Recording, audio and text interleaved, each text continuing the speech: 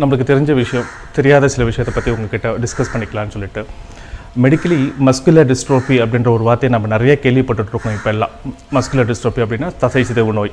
ஆனால் இந்த மஸ்குலர் டிஸ்ட்ரோஃபின்னா என்ன, அது என்ன பண்ணுது மனுஷங்களை அப்படின்றது தெரிஞ்சுக்கணுன்றது தான் என்னோட முக்கியமான நோக்கம்.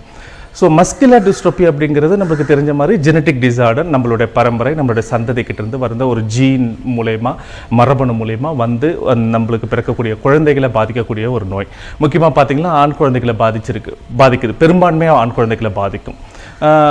நம்ம எல்லாம் நார்மல் குழந்தை போலயே நல்லா இருக்கிற குழந்தைகள் தான். அதுவும் 3 வயசு வரைக்கும் நல்லா இருப்பாங்க. 3 வயசுக்கு அப்புறமா கொஞ்சம் கொஞ்சமாக எழுந்து நிற்கிறதுல கொஞ்சம் பிரச்சனை, ஓட சொல்ல அடிக்கடி விழுந்துறதுல ஒரு பிரச்சனை, படியேறுவாங்க, படியேற சொல்ல காலை முட்டி அழுத்தி பிடிச்சி, கீழே உட்காந்து எழுந்துக்க சொல்ல காலை முட்டி அழுத்தி பிடிச்சி எழுந்துக்கிறது, இந்த மாதிரி பிரச்சனைகள் தான் நம்மளுக்கு இனிஷியலாக நம்மளுக்கு என்னென்னா, இந்த மாதிரி பிரச்சனைகள் வர சொல்ல நம்மளுக்கு நிறைய பேர் இதை பற்றி தெரியாத ஒரு காரணத்தால் சத்து குறைவாக இருக்குது, சக்தி இல்லை, விட்டமின்ஸ் இல்லை, மினரல்ஸ் இல்லை, ஏதோ சம்திங் அவங்களா ஒரு ரூட்டை போட்டு வச்சுக்கிட்டு அதையே பார்த்துட்டு அப்படியே இருந்துடுறாங்க.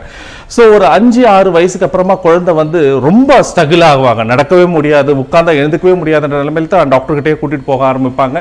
அப்போ வந்து டாக்டர்கிட்ட கூட்டிகிட்டு போகணுன்னா அப்போ அந்த சில டெஸ்ட்லாம் எடுத்து பார்த்து அது அப்புறமா கன்ஃபார்ம் பண்ண வேண்டிய இருக்குது. ஸோ கன்ஃபார்ம் பண்ணதுக்கு அப்புறமா அவங்களோட பார்த்தீங்கன்னா முழுசாக அந்த ஏஜ்லக்குள்ள நம்மளுக்கு அந்த நடையை இழந்து போகக்கூடிய நிலைமை உருவாகுது. எப்படி நடை இழந்து போறாங்க அப்படின்னு சொன்னா, பொதுவாக வந்து எல்லாருக்கும் இருக்கிற மாதிரி மசில்ஸ் அந்த குழந்தைகளுக்கு நல்ல மசில்ஸ் இருக்கும். ஸோ அவங்களுக்கு மசில்ஸை வந்து ஆக்டிவேட் பண்ணக்கூடிய ஒரு புரோட்டீன், அதுதான் டிஸ்ட்ரோஃபின் அப்படின்னு சொல்லுவோம். அந்த புரோட்டீன் வந்து அவங்களுக்கு மிஸ் ஆகிடும். அந்த மிஸ் ஆகாத காரணத்தால ஒரு 3 வயசுக்கு அப்புறமா அந்த புரோட்டீன் வந்து அது வேலையை செய்யாத காரணத்தால மசிலோட ஆக்டிவிட்டிஸ் குறைய ஆரம்பிக்குது. அந்த ஆக்டிவிட்டிஸ், அதனுடைய சக்திகள் குறைய ஆரம்பிச்ச உடனே மெல்ல மெல்லமா அவங்க சக்திகள் குறைஞ்சி அவங்களுக்கு அவங்களுடைய நடைகள்ல அவங்களுடைய, ஏன்னா சக்திகள் குறைய ஆரம்பிச்சுன்னா மசில்ஸ் அதனுடைய ஒர்க்கை ஒழுங்கா பண்ண முடியாது. அதனுடைய ஒர்க்கை முழுசா பண்ண முடிஞ்சா தானே அதனுடைய நம்ம நடந்தாலும் சரி, ஏதாவது எடுக்கிறதுனாலும் சரி, அந்த மசில்ஸோட பவர் தேவை இல்லையா? ஸோ அது குறைய ஆரம்பிச்சோடனே இந்த மாற்றங்கள் உருவாகுது.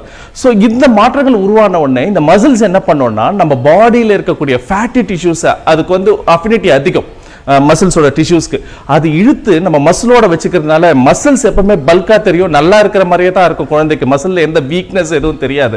பட் நல்லா இருக்கிற குழந்தைகள் வந்து அப்பதான் தெரியும், என்ன நல்லா தானே இருக்குது, மசில்ஸ் எல்லாம் நல்லா தானே இருக்குது, நம்மளுக்கு அதை பத்தி ஒரு ஃபோக்கஸே போகாது. மசில்ஸ் தான் சரியில்லை, அதனாலதான் பையன் விழுந்துடுறான் அப்படின்ற ஃபோக்கஸ். ஏன்னா மசில்ஸ் அந்த உடம்புல இருக்க ஃபேட்டி டிஷ்யூஸ்லாம் எடுத்து உள்ள வச்சுக்கிட்டு மசில்ஸை பல்கியா காட்ட ஆரம்பிச்சிடும். ஸோ அதுக்கப்புறம் என்ன பண்ணனா, இந்த ஃபேட்டி டிஷ்யூஸ்க்கு உள்ள ஒரு எஃபெக்ட் என்னன்னா டைட்னஸ், அது உள்ள இருக்கிற மசில்ஸை வந்து டைட் பண்ண ஆரம்பிச்சிடும்.